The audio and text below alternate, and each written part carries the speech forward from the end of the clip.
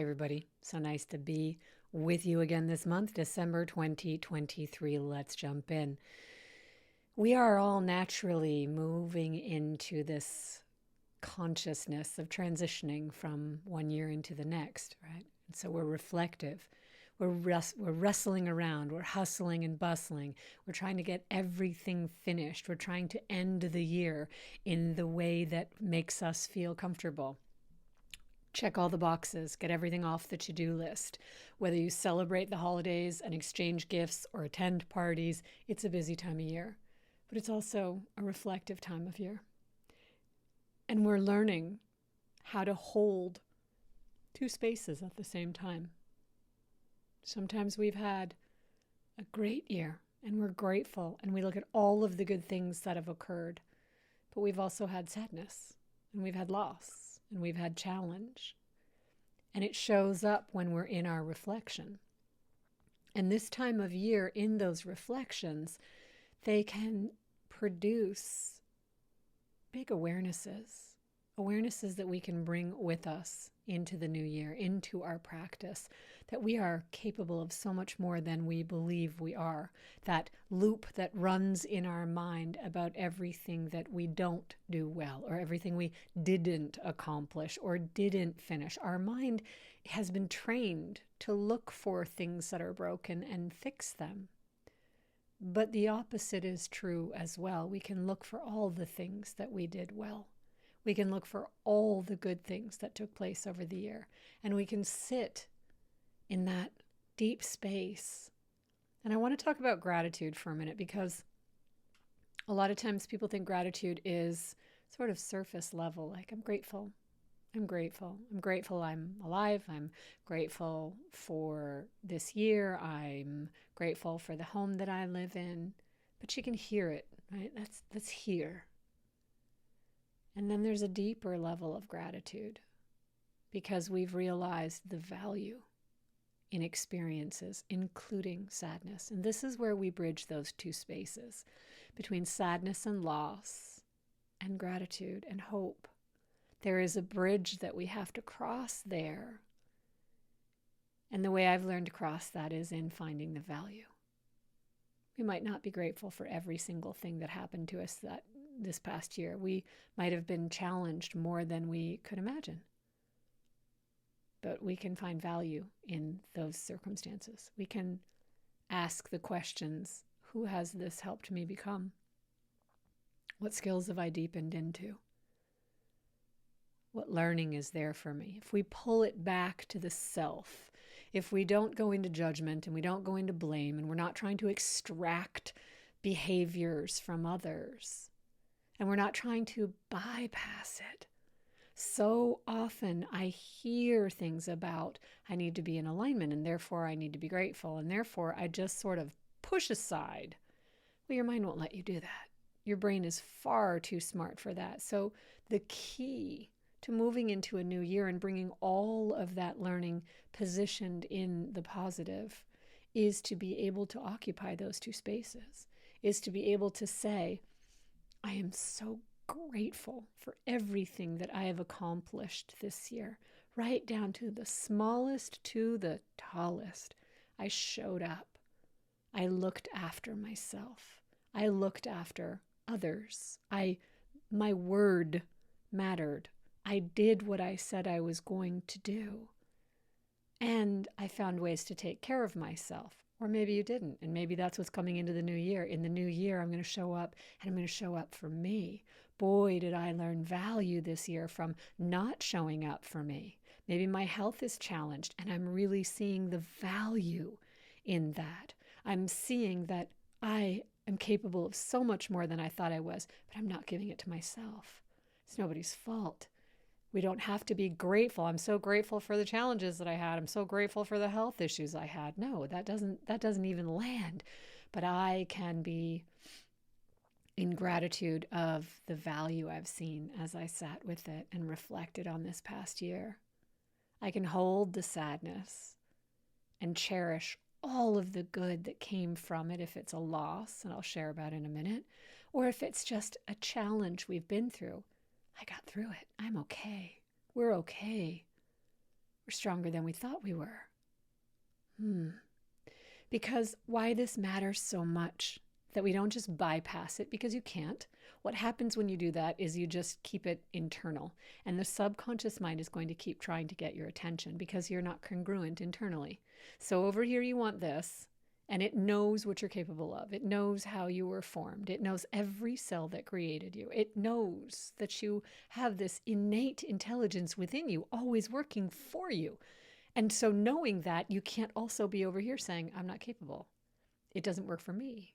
Something's wrong with me. I'm not good enough. I'm not safe. The world isn't good for me. I'm not in a good space. This isn't working out. You can't hold those two spaces at the same time, but you can certainly find the value. You can say, what have I learned? What have I become? What did I learn about myself moving through this? Wow, I am stronger than I ever believed I was. I am more grateful for seeing how well I navigated this.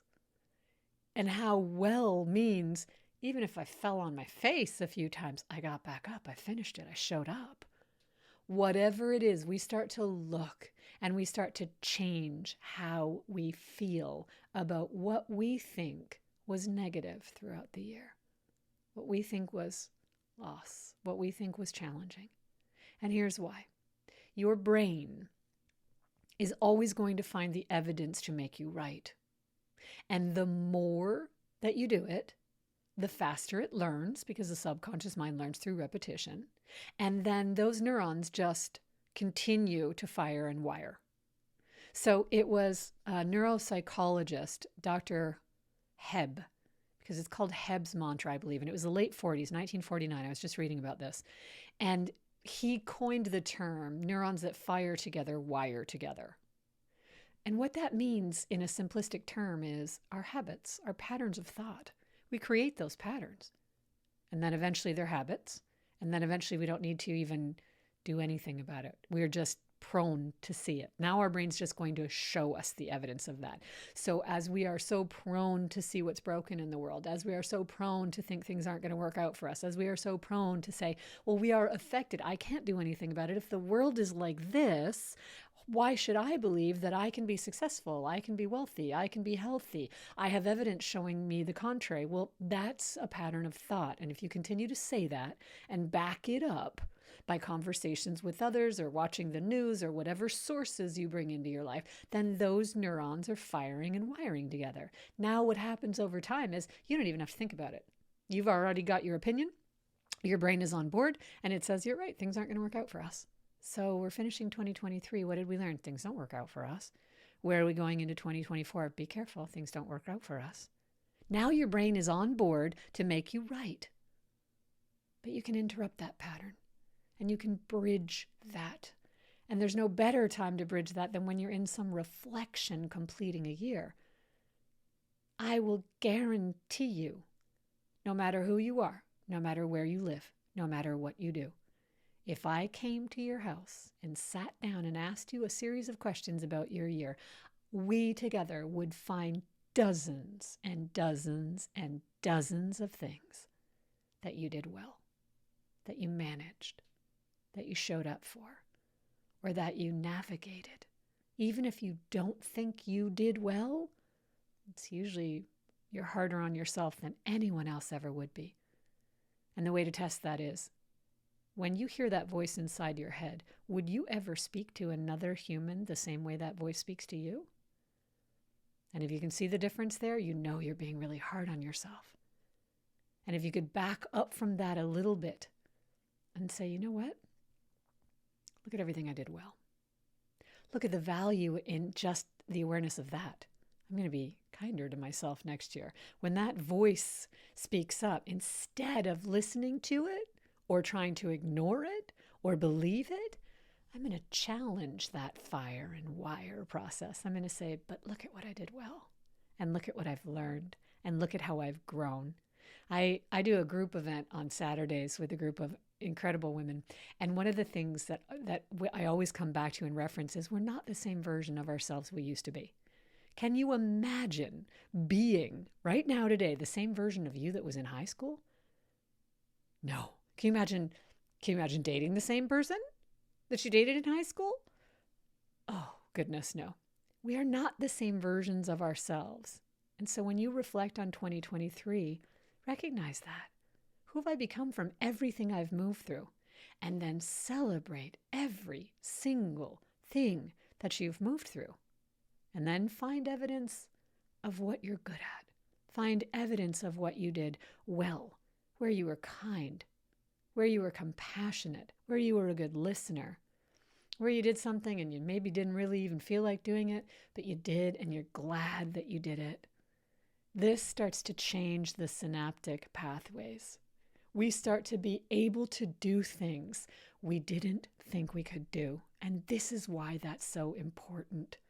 As the brain learns through that repetition, it gets easier and easier and easier and easier for it. So don't you want to front load that with positivity? Now, we can't look at sad things and say, I'm so grateful for that, because that just feels wrong. That doesn't land. But we can say, I can find some value in that. I can see the version of me that showed up, that moved through that. And I don't often think that way about myself. We have to look forward at first. You have to interrupt that pattern, but you can. Why this matters so much is because as you move into the new year, you can feel stronger, more motivated, more capable, ready. If you really believe that you create the journey from projecting the way that our mind projects from our beliefs out into the space in front of us, right? Because it's thought form before it's matter, then your thought forms matter, right? If I have to see the evidence of it in order for me to change my opinion, we're never going to get there. But if I change my practice, if I change how I look at myself, how I show up in the world, and things that I want, the journey to where I'm going becomes more possible, then my brain is going to find more creative evidence of how that will be possible for me. And that's when we really open up to allow things to occur that become unexplainable. And that's the evidence that we want. And so one of the things that I experienced this year was the loss of a client recently who, she became someone I really looked forward to seeing. She became someone who was lovely to be around, and she was quite sick, and she was struggling with heart disease, and she was very private about her health. And I got to know her, and she was strong, and she was opinionated, and she was bossy, and I loved that about her. And as we got to know each other, I got to know all the other sides of her, and I think she would have shared things with me that probably some people that have known her forever might not ever know, and I feel so privileged in knowing that. And one of the things that she came to me for was, of course, if we could heal her body. That was the first priority. And if not, then to find peace, to not be scared of what was coming next. And when I asked her, what's down the road? Where do we want to be? What's something you really want to accomplish? Even if it's a year from now, it's okay that it feels that it's a little further out. And she was an artist. She was a journalist, and she was an artist, and she was a creative. She had a beautiful, sharp, imaginative mind. She loved the island that she lived on deeply. And she said that she wanted to do a photo gallery. She'd have a gallery of her photos and exhibit. And that seems so far out of reach. She didn't know where those resources would come from and if she'd have energy to do that. But we don't live in that field of probability. We don't live in just the field of, well, this is how we fire and wire the synaptic pathways. I don't see the evidence of it. That can't be possible. We play in the potential. We play in the possibility. We play in what might that feel like?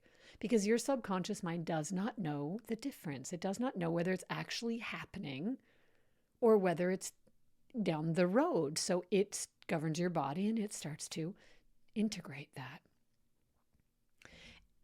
And what was so magical was that within 3 months, without even trying, everything lined up for her.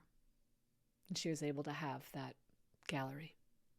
And so many people showed up. And then she was voted Artist of the Year. And then she was interviewed for television. And she had energy. And she sounded wonderful. And she wasn't tired the next day. These are extraordinary things. That was just incredible that she was able to do that. And then months later, her body was tired. And as much as we had hoped that she would heal, it let go. And so she passed on December 3rd, peacefully sleeping.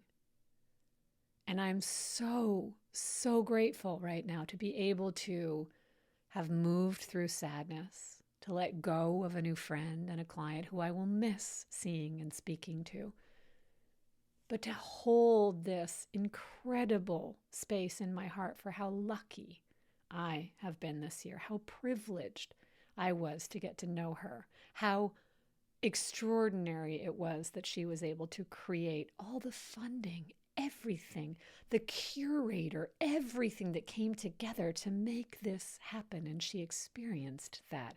To me, that's a miracle. That's just miraculous. And I believe that we can occupy those spaces at the same time. I believe we can see so much more that's available to us.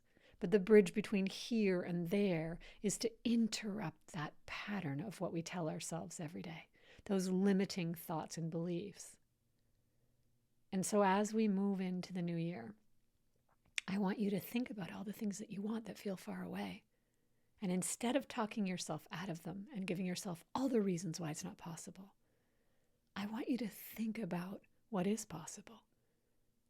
Not how to do it, not an action step, just a feeling. What do I really want to experience next year? And how did everything that 2023 gave me, how does all of that contribute to who I am right now, this new version of me, and where I'm going? And start to bridge that gap. That creates new synaptic pathways in the brain where those neurons are firing and wiring together, and your brain starts thinking and looking. This is what we want. This is what we're capable of. This is what seems that it's going to be fun and exciting and incredible.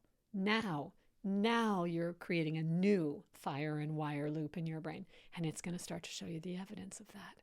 It's also going to start to show you what's in the way and where your resistance is and where you don't believe it. And those are the things that you need to deal with.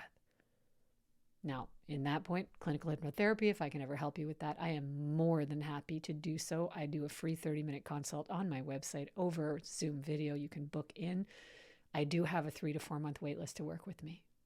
But you can also bring resources to yourself by just becoming aware of your self-talk, becoming aware of what you just assume now is true. But is it? I really want you to slow down.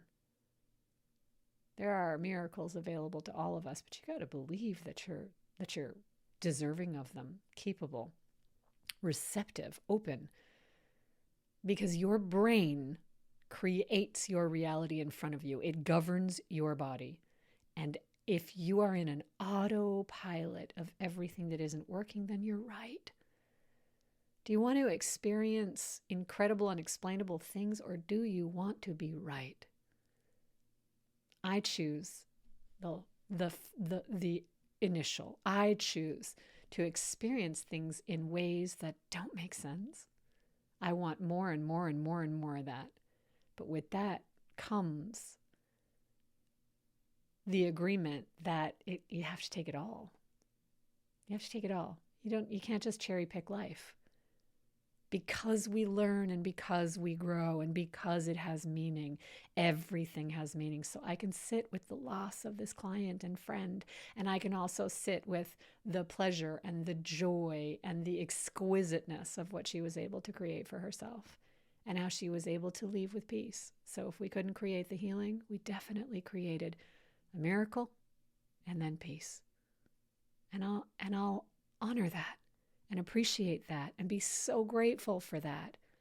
Life can be so fragile and fleeting at times that we really have to look at what we are unconsciously carrying around and saying all day long that is creating the experiences we're having, and decide that 2024 is going to be an extraordinary year. You can help, you can show up, you can be whatever you want to be, and then do the good in the world you want to do. It's up to you. And with that, I wish you a safe, happy, beautiful, prosperous holiday season and all the very, very best in 2024. And I'll see you next time. I'll see you in the new year.